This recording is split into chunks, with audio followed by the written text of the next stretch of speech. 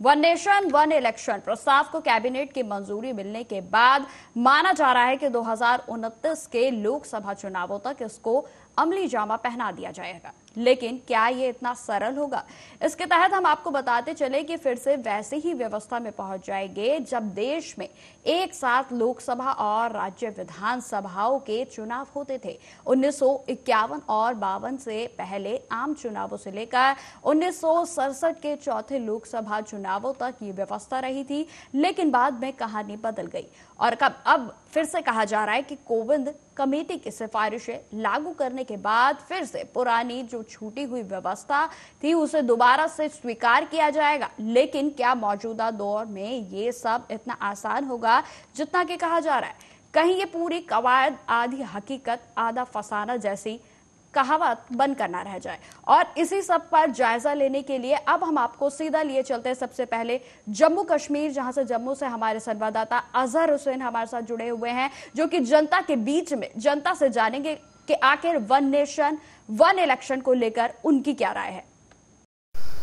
देखिए, अगर हम बात करें पूरे जम्मू कश्मीर में, हालांकि अभी जो लोकसभा इलेक्शन चल रहे हैं जिसका जो पहला मरहला वो कंप्लीट हो गया और इसी के साथ में अभी दूसरा चरण होने जा रहा है जिसमें सेंट्रल कश्मीर और नॉर्थ कश्मीर के इलेक्शन होने बाकी हैं। तो इसी सिलसिले में जो सेंटर की तरफ से जो कैबिनेट की मंजूरी दी गई कि वन नेशन वन इलेक्शन के सिलसिले में जो लोगों की प्रक्रिया है वो जानने की कोशिश करते हैं। इस वक्त हम ग्राउंड ज़ीरो पे हैं, घाटी में हैं, कश्मीर की घाटी में हैं और यहाँ पे मेरे साथ कुछ लोकल्स बैठे हैं। यहाँ पे एडवोकेट साकिब साहब, सबसे पहले ये बता दीजिए कि जिस तरीके से अभी वन नेशन वन इलेक्शन की बात हो रही है, हालांकि कैबिनेट की तरफ से इसको अप्रूव भी मिल गया है, लेकिन अभी भी इसके अपोजिशन हो रहे हैं कि काफ़ी सारी इसमें प्रक्रिया आ रही हैं, तो आप इस बारे में क्या कहना चाहेंगे? थैंक यू अजहर साहब for coming here. The one nation one election is in essence nothing but a direct attack on the idea of India and Indian federalism. This model, if implemented, will undermine the parliamentary democratic system itself and the federal structure. This one nation, one election concept is the brainchild of the RSS BJP, which wants to create a centralized unitarian state with one leader at the helm. The proposals amount to truncating the life of state legislative assemblies to align them with the Lok Sabha elections. Thus, if a state government falls and the assembly is to be dissolved, then the midterm election held will be only for the remaining term of the assembly. All these violate the rights of the people to elect their representatives for a term of 5 years as envisaged in the Constitution. Moreover, the recommendation of only holding a midterm election for the remaining term of the assembly defeats the very purpose of the new scheme, which is supposed to avoid multiplicity of the elections. After a midterm scheme, after the midterm election, there will have to be another election at the end of the 5-year term. The attack on the federalism is all the more insidious with the move to hold simultaneous election to all panchayats and municipal bodies. This is centralization on its extreme and goes against the very purpose of decentralized decision making. Holding of panchayat and local body elections is under the preview of the state governments, and this is sought to be denied. It is also an absurd proposition in the sense that given the huge diversity of India and differing conditions in various states, this would undermine the concept of India based upon the idea of unity in diversity. We strongly oppose any move to amend the Constitution for this purpose. Every person which values democracy, pluralism, and cooperative federalism should come out firmly in opposition and unitedly struggle against this precarious move. Thank you. Thank you. ये थे जो यहाँ पे senior वकील है यहाँ पे advocate Saqib साहब, लेकिन हम कोशिश करेंगे कि ग्राउंड ज़ीरो पे हर एक जो व्यक्ति है उनसे बात करने की, कहीं ना कहीं जो इस अमेंडमेंट को लेके या इस कानून को लेके कहीं पे हमने देखा कि लोगों में खुशी की इसके जो है सपोर्ट में खड़े हैं, लेकिन कहीं पे इसके नेगेटिव नैरेटिव्स भी देखने को मिल रहे हैं। अब इस प्रोग्राम में बने रहे, हम आगे ले जाने की कोशिश करते हैं और ग्राउंड ज़ीरो पे जानने की कोशिश करते हैं कि आम लोगों पर इसकी क्या प्रक्रिया है। बात कर रहे हैं वन नेशन वन इलेक्शन के हवाले से हम बात कर रहे हैं। इस तरीके से हम ग्राउंड ज़ीरो पे हैं, घाटी के ग्राउंड ज़ीरो पे हैं। हम हर एक व्यक्ति से बात करने की कोशिश करते हैं कि इस हवाले से उनकी क्या प्रक्रिया है। अपना नाम बताएं और ये बताएं कि वन नेशन वन इलेक्शन के हवाले से आप क्या कहना चाहेंगे। जी, मेरा नाम मोहम्मद इकबाल सोफी है। ये जो गवर्नमेंट ने इनिशिएटिव लिया है ये बहुत ही अच्छा है ये, क्योंकि खर्चा ज़्यादा बढ़ते थे। जो ये इलेक्शन एक साथ हो जाएगा ये सबसे बढ़िया रहेगा, अच्छा रहेगा। इससे खर्चा भी एक ही साथ हो जाएगा। वैसे अगर असेंबली का इलेक्शन अलग अलग होता है, पार्लियामेंट का अलग होता है, खर्चा ज़्यादा इसमें आते हैं। ये तो गवर्नमेंट ने अच्छा इनिशिएटिव लिया है, ये अच्छा रहेगा। मेन मार्केट में है और यहाँ पे भी जानने की कोशिश करते हैं आम लोगों से कि इस हवाले से उनकी क्या प्रक्रिया है। जी, अपना नाम बताएं सबसे पहले। जी, मेरा नाम है खुर्शीद अहमद। मैं यहाँ पे ही रहता हूँ कुलगाम में। मैं एक सोशल एक्टिविस्ट हूँ और एंटरप्रेन्योर हूँ अल्हम्दुलिल्लाह। अच्छा, ये बता दीजिए कि जिस तरीके से अभी सेंटर की मंजूरी मिली है, कैबिनेट की मंजूरी मिली है कि वन नेशन वन इलेक्शन के हवाले से आप क्या कहना चाहेंगे। जी, मुझे लगता है कि ये बहुत खुश आइंदा कदम है वन नेशन वन इलेक्शन। इसमें क्या है कि इसमें मैं समझता हूँ कि मेरिट्स बहुत हैं। मेरिट्स इन द सेंस कि अगर हम एक ही साथ पार्लियामेंट और असेंबली इलेक्शन कराएंगे तो इससे हमारे मुल्क का और जो हमारी रियासत है इसमें खर्चे बच जाएंगे।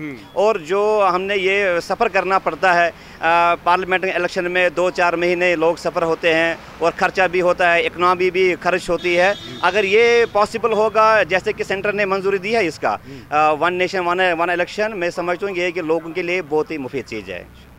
देखिए, जिस तरीके से हमने यहाँ पे घाटी के लोगों से बात की और लोगों के साथ साथ आम लोगों के साथ साथ हमने इंटेलेक्चुअल और उसके साथ साथ हमने ख़ास लोगों से भी यहाँ पे बात की, जिनका साफ तौर पे कहना है कि वन इलेक्शन वन नेशन के तहत कहीं एक लोगों ने इसकी जो है खुशी का इज़हार किया और कहीं एक लोगों ने इसकी मुखालफत की है। लेकिन आने वाला वक्त बताएगा कि वन नेशन वन इलेक्शन के तहत ये किस तरीके से साबित होगा, ये आने वाला वक्त ही बताएगा। आर्या न्यूज़ के लिए मैं कश्मीर से अजहर हुसैन। अब हम आपको लेके चलते हैं उत्तर प्रदेश के अलीगढ़, जहां से हमारे संवाददाता सैयद सिद्दीकी हमारे साथ जुड़े हुए हैं। देखिए, अलीगढ़ में जिस तरीके से जनता का माहौल जो है बना हुआ है, उसको लेकर वन नेशन और वन इलेक्शन को लेकर अगर उत्तर प्रदेश के राजनीतिक दलों की बात की जाए, जिसमें कि अखिलेश यादव की बात की जाए, तो उनकी ओर से साफ तौर पर कह दिया गया है कि वन नेशन वन इलेक्शन का वो समर्थन नहीं करते हैं। और वहीं अब हम जानते हैं कि उत्तर प्रदेश के अलीगढ़ की जनता इस मुद्दे पर क्या कुछ कह रही है। वन नेशनल वन इलेक्शन को लेकर चर्चाएं तेज हो चुकी है।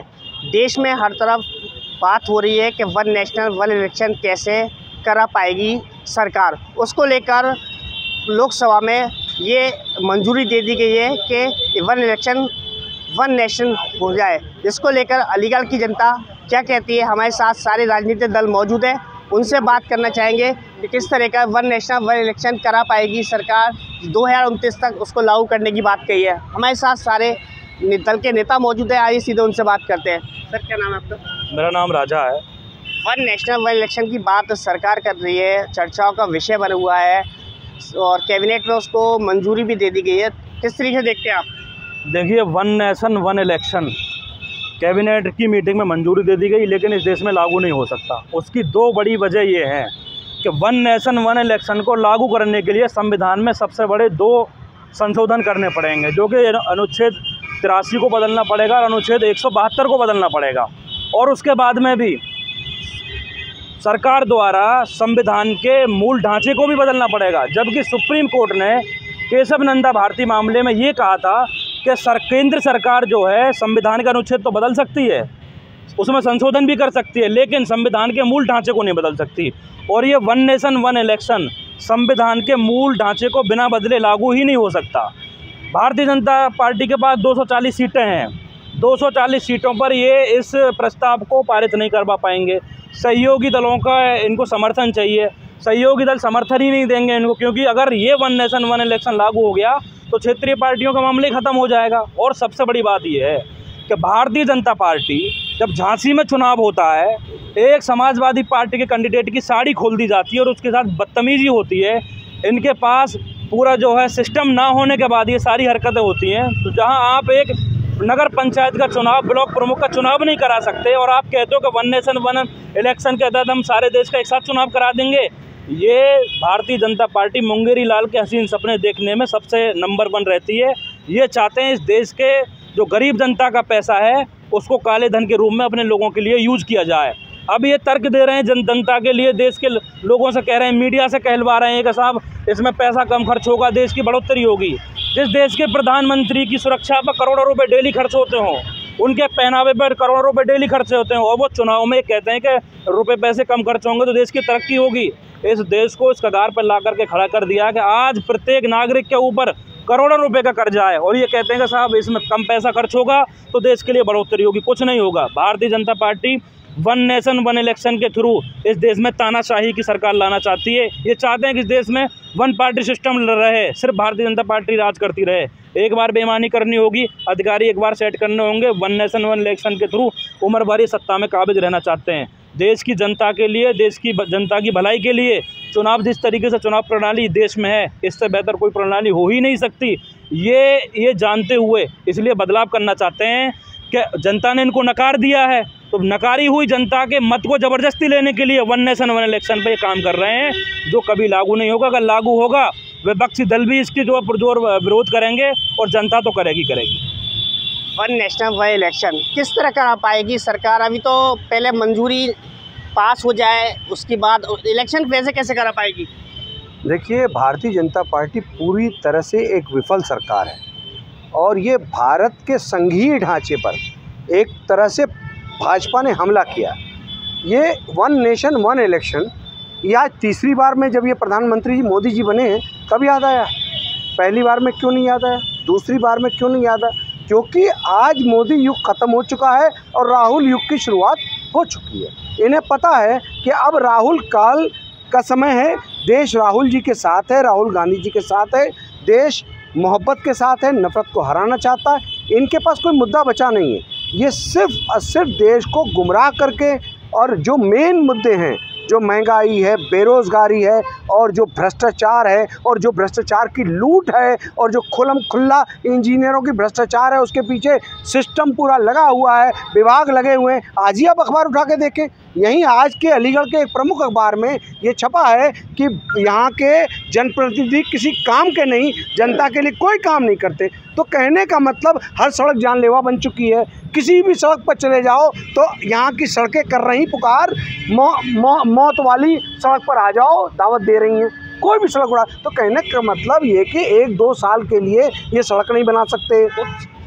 वन नेशन वन इलेक्शन की बात हो रही है, सरकार जो है कि उपचुनाव नहीं करा पाती, उपचुनाव का होने जा रहा है, अभी तक कोई डेट नहीं है, और वन इलेक्शन वन नेशन की बात करती है। ये किस तरह देखते हैं आप? वन नेशन वन इलेक्शन इस देश के अंदर लागू हो ही नहीं सकता। ये अनेकता में एकता वाला देश है, विविधताएं हैं, इतनी भाषाएं हैं, इन तमाम चीज़ों को संजो करके ये देश बना है। तमिलनाडु में कोई और भाषा बोली जाती है, केरल में कुछ और बोला जाता है, आप अगर आसाम में जाएं तो कुछ और बोला जाता है। वहाँ के लोगों के मुद्दे अलग हैं। जब राज्य के मुद्दे अलग होते हैं, देश के मुद्दे अलग होते हैं, तो देश और राज्य के मुद्दे को कंबाइन करके एक चुनाव हो कैसे सकता? क्योंकि हर चुनाव अलग अलग, नगर निगम के मुद्दे प्योर सड़क, नाली, पानी और इनके मुद्दे होते हैं। तो ये कहीं ना कहीं एक तरह से मूर्खतापूर्ण कार्य किया है हिंदुस्तान की सरकार के कैबिनेट ने जो ये प्रस्ताव पास किया है। ये पूरी की पूरी तरह इसका हम लोग पुरजोर विरोध करते हैं और ये अपने आप धराशायी हो जाएगा, क्योंकि मोदी सरकार का काम हो गया है कि जो चीज़ लागू करती है फिर यू टर्न होती है, यू टर्न लेना पड़ता है, क्योंकि इसे पता ही नहीं, इसके पास न दूरदर्शिता है, न कोई सोच है, न कोई बुद्धि है, न कोई भी आप देश के अंदर कोई ऐसी चीज़ लागू करे जिससे कोई देश तरक्की पे जाए।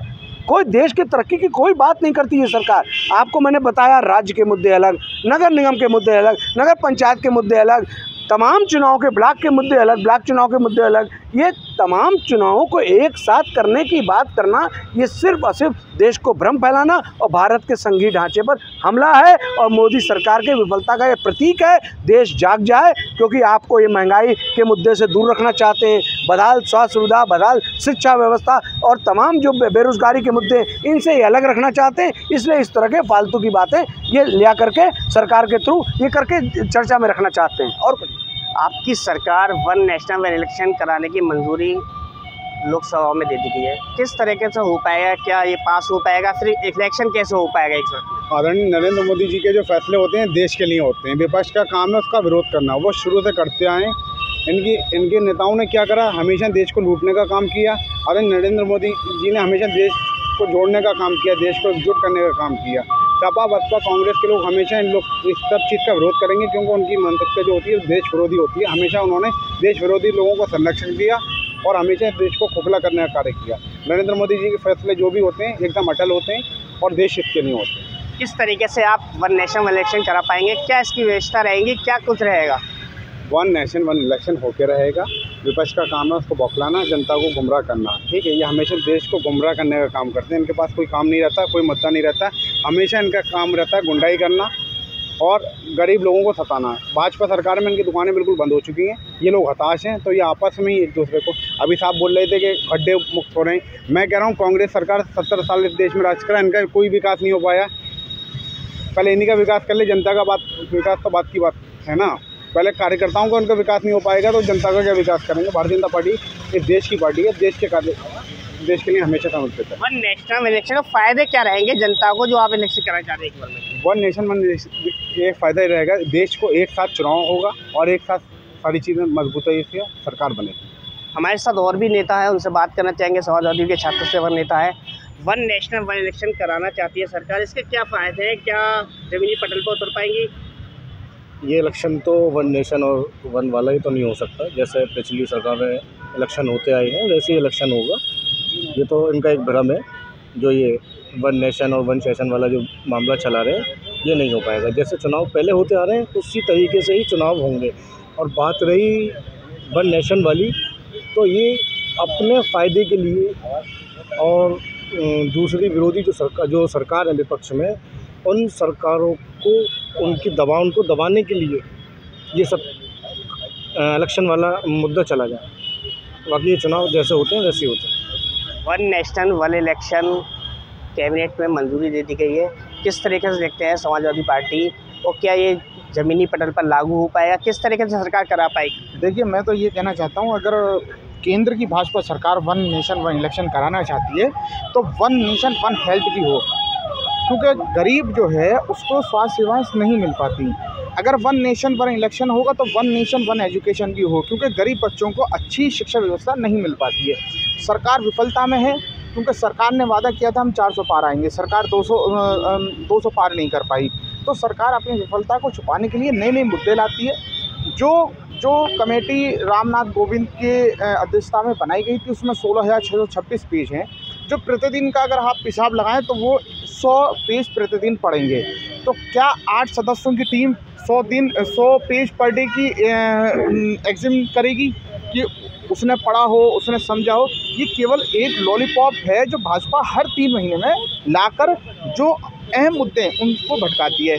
अब भाजपा के मुख्यमंत्रियों ने तैयारी कर ली थी उत्तर प्रदेश में उपचुनावों की, कि अधिकारियों को इधर से उधर बदला जा रहा था, बीएलओ को इधर से उधर चेंज किया जा रहा था, जो एम.वाइज बीएलओ थे उनको इधर से उधर हटा दिया और डीएमओ को हटाया जा रहा था, एसएसपीओ के ट्रांसफ़र किए जा रहे थे। अभी आप देख लीजिए अलीगढ़ में ट्रांसफ़र हुए हैं, अलीगढ़ में कई ऐसे ट्रांसफ़र हुए हैं, खैर में, और मुस्लिम बीएलओ हटाए हैं, यादव बीएलओ हटाए हैं। तो ये कहीं ना कहीं विफलता है इनकी। विफलता के अलावा कुछ काम नहीं है। इन लोगों से एक साथ चुनाव नहीं कराए गए। 5 राज्यों में चुनाव होने थे, 2 राज्यों में चुनाव हो रहे हैं, उपचुनाव होने थे उत्तर प्रदेश में, उपचुनाव भी नहीं हुए। अभी एक हमारे भाजपा के कह रहे थे कि वो जो है हमने दुकानें बंद कर दी हैं। इन्हीं के भाजपा के अल्पसंख्यक सभा के ही नेता जो अलीगढ़ में रहते हैं, अलीनगर में, जियाउर रहमान, उनको गुंडाई में बंद कर दिया पुलिस ने। तो कहीं ना कहीं वन नेशन वन इलेक्शन की बात हो रही है, उसको आप किस तरीके से देखते हैं? देखिए, वन नेशन और वन इलेक्शन जो है किसी भी हाल में संभव नहीं है। जब ये उत्तर प्रदेश की ही मैं एक एग्जांपल दे रहा हूँ, उत्तर प्रदेश में एटा में एक एमएलसी का चुनाव हुआ जहाँ हमारे प्रत्याशी के साथ गुंडाई हुई, जहाँ ये एक एमएलसी का चुनाव संपन्न नहीं करा पा रहे, तो ये क्या देश का चुनाव एक साथ संपन्न कराएंगे? व्यवस्था के लिए इनके पास कोई पुलिस व्यवस्था नहीं है, भर्तियां क्योंकि इन्होंने निकाली नहीं है। जो सिस्टम देखेगा उन सिस्टमों के खाली पद पड़े हुए हैं। तो कहीं ना कहीं ये सबसे बड़ी विफलता है जो सरकार वन नेशन वन इलेक्शन के जरिए दुबकाना चाह रही है। तो इसलिए मेरा तो यही राय है, सुझाव है कि सरकार जो है इस बिल को लिए तो आई है, मंजूरी तो दे दी है, लेकिन वो पास नहीं होने का, क्योंकि हमारे भाई ने बता दिया क्योंकि संविधान में 2 संशोधन करने पड़ेंगे, वो संशोधन किसी कीमत पर नहीं हो सकते। धन्यवाद। ये थी यहाँ के राजनीतिक दल जिनका कहना था कि बिल ले तो आए हैं, संशोधन कैबिनेट में करने की मांग करी है, लेकिन किस तरीके से वो पास हो तो पाता है। जनता की, अलीगढ़ की जो राजनीतिक दल है उनका सिर्फ कहना है कि पहले स्वास्थ्य सेवा शिक्षा इस पे काम करें, बाद में वन नेशन वन इलेक्शन सरकार लाए। अब ये तो आने वाला वक्त ही बताएगा कि क्या one nation one election Hindustan में, हमारे भारत में हो पाएगा। अलीगढ़ से शहज़ी सिद्दीकी, आर्या न्यूज़। जैसा कि आपने देखा कि वन नेशन वन इलेक्शन को लेकर अलग अलग जगहों से जनता के अलग अलग रुझान है। कहीं पर जो है ऐसी जगहें हैं जहां पर वन नेशन वन इलेक्शन को जो है समर्थन मिलता हुआ दिख रहा है, तो कहीं पर ऐसा भी है कि वन नेशन वन इलेक्शन आज के दौर में सरल नहीं है। और कहीं ना कहीं जनता का यह भी कहना है कि जो नेता हमारी 5 सालों में नहीं सुनते, अगर ऐसे नेताओं का एक बार में ही सिलेक्शन हो जाएगा तो ना जाने ये जो नेता हैं वो हमारी सुन लेंगे या फिर नहीं। तो ये तमाम जो सवाल हैं और साथ ही साथ जनता के जो रुझान है वो हमने सुनाए आपको। तो फिलहाल इस बुलेटिन में इतना ही। देश दुनिया की तमाम खबरों की जानकारी के लिए बने रहे हमारे साथ। नमस्कार।